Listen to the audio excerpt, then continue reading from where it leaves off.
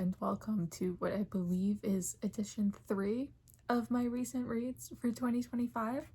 I am liking doing this a lot more than wrap-ups, monthly wrap-ups, less pressure. So I have 7 books to talk about today that range from 2 stars to 5 stars. So the whole spectrum, basically. Nothing 1 star, but you know, the rest of the spectrum. So I have 4 that I read physically and 3 that I read via audio or ebook. So let's get into them. The first book that I read was American War by Omar Akkad. This is a dystopic novel about a future, I think it's like 50 to 70 years in the future, in which the United States has kind of succumbed to climate change in a way. Some of the southernmost coastal states are underwater. The ocean is kind of encroaching. Fossil fuels have been banned, and as a result, several of the southern states have seceded, and there is a new civil war. I gave this 4 stars. I'll say that first of all. I did really enjoy this book, but I went into this kind of with the wrong expectations. I just read Chain Gang All-Stars by Nana Kwame Adjei, and that is a very political book that's discussing the prison industry and has a lot of depth and nuance, specifically about the politics of the prison industry, as well as like a lot of other things. And I was kind of expecting similar from this book. I was expecting it to be very political, like deep dive into like thoughts on climate change, deep dive into like the politics of a civil war and all of that. And it really doesn't do that at all, which I don't think is a negative thing. This book is primarily about a single person, a young girl who grows up in the South during the Civil War. She kind of is dealing with all of these things in her personal life, losing family members, dealing with the very physical ramifications of the Civil War, losing her home, going to refugee camps, growing up in refugee camps, witnessing massacres, like very traumatic things. At its core, this book is about extremism and what it takes to be radicalized and the journey of radicalization and essentially becoming a terrorist. And I think once I realized that, this was kind of in the second half of the book, I started really enjoying this because it did have a lot of depth and nuance in that. It just didn't dive into the politics at all. And I just had the wrong expectations. I think if you go into this looking for a character study, looking for conversations on radicalization, that's very worthwhile. It's so well done. It's so interesting. I really did wind up enjoying the characters a lot and enjoying the main character's story. It follows Surratt's life from, I think, age 6 right up to her death, and then it kind of follows the story of the whole country just a little bit to kind of give you that glimpse of what is happening. There's, you know, a plague that's going on that's been released. There's all kinds of really dark things happening, and I did wind up enjoying it once I got into the second half and once I got into more of Surratt's adult story. It was a really good book. It wasn't exactly what I wanted it to be or what I was going into it for. I was very much in a political dystopic mood, and this kind of touched on it a little bit. I do think it's worth a read if you like dystopic novels, if you like kind of near future consequences novels. It was interesting. If you're looking for in-depth political conversations, not so much, but a very interesting character journey. Then I read Bluebird by Attica Locke. This is a thriller set in a very small rural town in Texas that centers around 2 murders, a black lawyer from Chicago and then a local white woman who works at a bar. And it reminded me a great deal of S.A. Cosby, not so much in the writing style, but in the themes and the setting. It's an extremely rural, small town, kind of back roads, back country kind of vibe. Centers around race relations, racism in the South, and rural communities. Like very similar themes. I do think I like S.A. Cosby a little bit better, but I gave this book 4 stars. The main character is a black Texas Ranger, who's been suspended for kind of his involvement in a different shooting. And he goes to the small town of Lurk to investigate these 2 murders that have happened in this, you know, incredibly tiny community. And he has dealings with a lot of complex relationships in the town and like the secret histories, and the Aryan Brotherhood has a strong presence there, and he's dealing with the very racist sheriff who's kind of led by the racist white people in the town. And it was a very interesting, good book. Like I said, I gave it 4 stars. I enjoyed it a lot. Not my favorite, but once I got into it, like once I got like 50 pages in, 50, 80 pages in, I kind of got into it and I was kind of like down for the ride. It was really dark, really like violent, like again, very S.A. Cosby in terms of just like the actual happenings. But yeah, 4 stars. I really enjoyed it. It's a series and I have the 2nd book out from the library right now, so I do plan on continuing. There are 3 currently. I don't know that this is a series I will keep up with in the future as new books keep coming out, but I'm definitely going to read the 3. It ended on a cliffhanger and I was just immediately like, yep, we're continuing on. I don't have tons to say about it. Like, it definitely wasn't a favorite thriller or anything that I'm like, that was stunning and amazing with beautiful writing, but it was good. It was fun. It was really entertaining. Like, I would recommend if this is the kind of vibe that you enjoy. And then for my nonfiction book club, I read Liar, Temptress, Soldier, Spy, 4 Women Undercover in the Civil War by Karen Abbott. This is obviously a nonfiction history book about 4 women in the Civil War. It focuses on Emma Edmonds, who went undercover as a man in the Union Army. She pretended to be a man, the name Frank Thompson, and was a soldier in the Union Army. It was also about Belle Boyd, who was a Confederate spy, Rose Greenhow, who was also a Confederate spy, and then Elizabeth Van Lew, who was the one I was most interested in. She was a spy for the Union living in Richmond, Virginia, which is where I'm from. So she is very local, which is what I liked most about this book. If you read almost anything about the Civil War, there's usually a big chunk of it set in Richmond, Virginia, because it was the capital of the Confederacy and that's where I'm from. So it's really interesting for me to read kind of that local history. And Elizabeth Van Lew is kind of like a big deal around here. So yeah, that's what this book is about. And it's just like a history of these 4 women, like their lives, what they did during the Civil War, what they did after the Civil War, those of whom survived. Really interesting, like 4 stars. Like, it is exactly what you think it's going to be. It's really well researched. It's very detailed. Karen Abbott did a lot of research. There was like a long section in the back of her notes and sources and everything. 3 of these women wrote memoirs, so there was a lot of information there. But yeah, like, it was a good book. And aside from the local connection, one of my ancestors was in the book because he was a spy for the Union, which I knew. I had known, that's like family lore, but it's weird to see it in the book where you're listening to something and you're just like, oh, that's my name. And I wound up doing more research on him outside of it because he worked with Elizabeth Van Lew, who was spying in Richmond. And I don't know, like, I don't have tons to say about this book. Like, it is what it is. Like, if you think you'd be interested in a book about women during the Civil War and like them being spies and doing stuff, like, read it. Like, interesting history, lots of interesting stuff happening, and like 4 really interesting women. Then I read Juniper and Thorn by Ava Reid. This is an adult fantasy novel about a young girl who is a witch. Her father is like the last remaining wizard in the city, and she and her 2 sisters are witches and doing their witchy things, and it's kind of about her abuse at the hands of her father, at the hands of the doctor, at the hands of her sisters, and then her coming into her own and kind of coming out of her shell and coming to terms with what has happened to her and who she is as a person. And she meets a man who's kind of in a similar position to her, and he's kind of the catalyst for the events in this book. I unfortunately gave this 2 stars. This is not my vibe. It's not my kind of thing. And I did 0 research into this book, which is like 100% my fault. I didn't know that this was a retelling. It is a retelling of the Juniper Tree, and I do not like fairy tale retellings. They're just not my vibe, and it was really, really obvious in this book that's what she was doing, like with the writing style, with the plot, with the character development. It was all very much fairy tale vibes, which I just really don't enjoy. So it wound up just not working for me. Like, fairy tale retellings just so often feel super flat to me.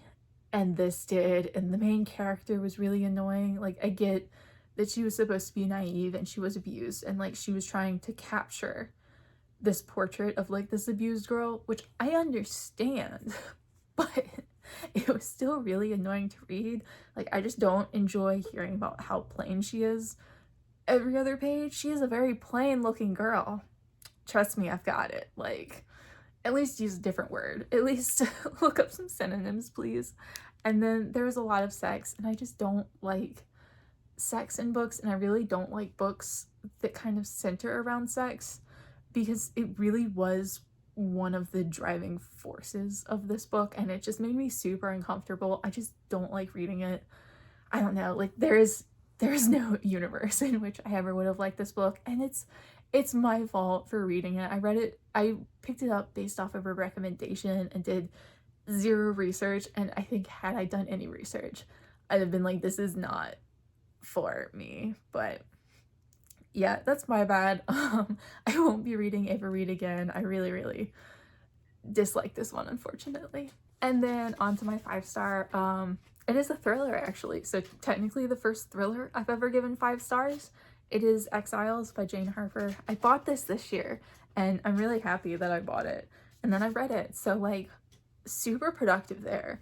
But this is one of Jane Harper's thrillers. I've read all of her books so far. I started reading them a few years ago, and I got really into them.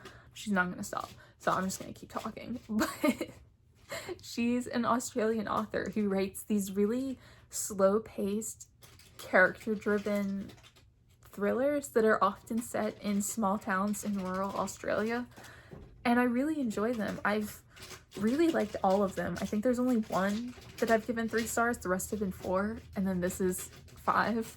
This is the 3rd book in the Aaron Falk series. He's a detective that Jane Harper has chosen to focus on. The first book in his series was very personal to him. It was like about his own history in his small town, and I really, really loved it. I think that was called The Dry. And then the 2nd book in this series was the one that I gave 3 stars. Just wasn't a big fan. It didn't work super well for me. Like, it was still good, but I think I missed the personal connection. And then this book kind of straddles between the two. It's not so much his personal history, but he is personally connected to the story that's happening, so it worked. And I just loved it. Like, 5 stars. Like, it's essentially about a woman who goes missing. There's a fair that's happening, and at the end of the fair, they find her baby alone in a stroller. No sign of the mother. And this book takes place a year later, where they have no clues on what happened to the mother. They think it might have been suicide, but they don't know. There's really no evidence one way or the other. And Aaron Falk just kind of happens to be there. This isn't a job for him. He's just hanging out with his friends who live in this town, and he just kind of starts investigating because that's what he does. And he's like half trying to stay out of it and half just trying to help his friends. And it's really, really good. Like, it's really slow. It's really character driven. I love the story. I love the characters. It's so slow that it's like almost frustrating. It's like I get like so strongly just want to continue and like keep reading and find out more. And it's so slow that it's just like so tantalizing and well done and really well developed. I really love her. I love her writing style.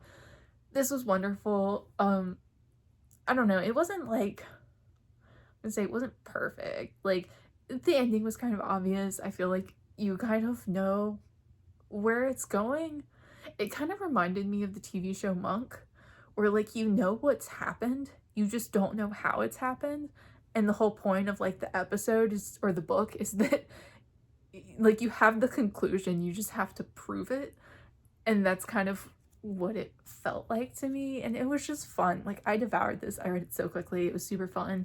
I love Jane Harper. If you like kind of slow character-based thrillers, I highly recommend. I've really enjoyed all of her books, and this was my favorite. Like, I don't know, I just really, really loved it. My Side of the River by Elizabeth Camarillo Gutierrez. This is the memoir of a young Mexican-American girl whose parents were forced back to Mexico when she was a teenager. She was like, I think she was like 14 when it happened, but her parents went back to Mexico to renew their visas and then got denied and got stuck in Mexico and couldn't come back to America where she was. And she was born in the United States so that she was a citizen, and she wanted to stay there for her education, and wound up as a teenager who was kind of homeless and on her own for most of high school. And she talked about that and the traumatic experience that it was. And then she talked about going to college and trying to bring her younger brother back to the United States because he was too young to be on his own, so his parents took him back to Mexico with them, even though he also was a United States citizen. And it's a really sad, heartbreaking book. I gave it 4 stars. I really, really enjoyed it. I listened to the audiobook and she read it herself, which I think added to the experience. It was one that I really enjoyed. I don't think that she is the most amazing writer. There were definitely points where it felt like you could see the effort in her writing, and I think with a really smooth, talented writer, you don't see that effort. It just flows really well. But I think listening to the audiobook helped me with that because you could hear her voice rather than like see it on the page.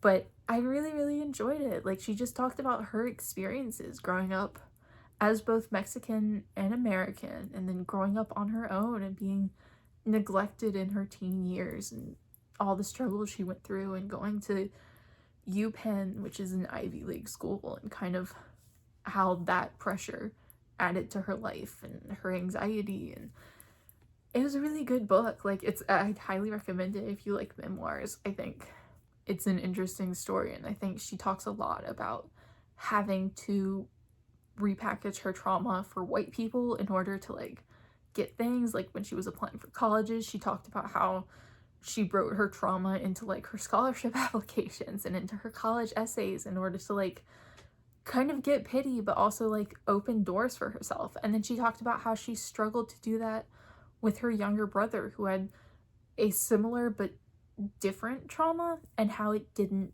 work as well for him. And she just talked about navigating life kind of on her own. It was really interesting, really good. Like I said, a 4-star book. I don't know that this is one I'll still be thinking about next year, but it was a very worthwhile read. And then the final book that I have to talk about today is American Spy by Wilkinson. This is a historical fiction book about a Black woman who worked for the FBI in the 80s and kind of winds up involved with the CIA. She goes to Burkina Faso and is involved in a coup there that happened in 1987. I kind of looked up some of the history, not so much. Should have done more research, but I gave this 3 stars. This was a book that I had a lot of conflicting feelings about. It's, for starters, I know nothing about the historical events in this book because it is kind of like loosely inspired by real things that happened, and it does kind of bug me to read historical fiction when I am so ignorant of the actual history because I don't know where the lines are. I don't know what's made up and what's real, and I don't mind that things are made up. I just kind of like to have an idea of where the line is, and I just had no idea in this book. So that was kind of a struggle for me. And then the actual writing style was a little bit odd. The whole premise of this book is that she is in the future, in the 90s, writing what is essentially a letter to her sons in case anything happens to her. And she's explaining all the events of this coup, of her history as a spy, and like all of that. So it's addressed to her children throughout the book, and I feel like that created a distance from the actual story. I wasn't there with her experiencing these things. I was being told about them, and I didn't really love that. And I also think some of this, it stretched my suspension of disbelief. Like, there were things where I was reading and I was just like, this doesn't feel real. Like, this doesn't feel right. And there were things like she talked about being a spy and she talked about doing spy things, and I was like, this doesn't feel like how it works. And I could be wrong, because again, very ignorant of this subject matter, but it just didn't feel right. And it was like I was reading this and I was struggling to stay engaged, and I was struggling to feel like I was reading about things that mattered, because it just didn't feel like it was true, and it didn't feel like I was buying in to this woman and her story as much as I wanted to. But on the positive side, actual like historical stuff happening, very interesting. Like, I was really interested in the coup, I was really interested in the politics, and I feel like the author did a decent job of that. I also really loved the nuanced discussions of racism and sexism in the 80s. It was really well done. Like, I really enjoyed that. It was so interesting. The main character was so smart. Like, it was just handled really well. And it felt like that was the driving force of this book, because that was what I enjoyed the most. I think a lot of the other things felt flat, but there were so many in-depth discussions about being a woman in the FBI in the 80s, being a Black woman specifically in the FBI in the 80s, and how all these identities that she had kind of conflicted with her career in some ways, and how she acknowledged that and acknowledged her personal struggles. And it was just really well done in that regard. And like, overall, this was a 3 for me, but it was one of those 3-star reads that I'm really glad I read it. And I could see why people would love this book, and even the things that didn't work for me, I feel like they could work for someone else. And I'm just really glad that I picked it up and finally got a chance to read it, because it was good. It was just kind of a mixed bag. Could have been a little better for me, but I would still recommend it if it sounds like your kind of thing. So those were the 7 books that I've read most recently. Let me know down below if you've read any of these and what you thought of them if you have. As always, thank you so much for watching, and I will see y'all again soon.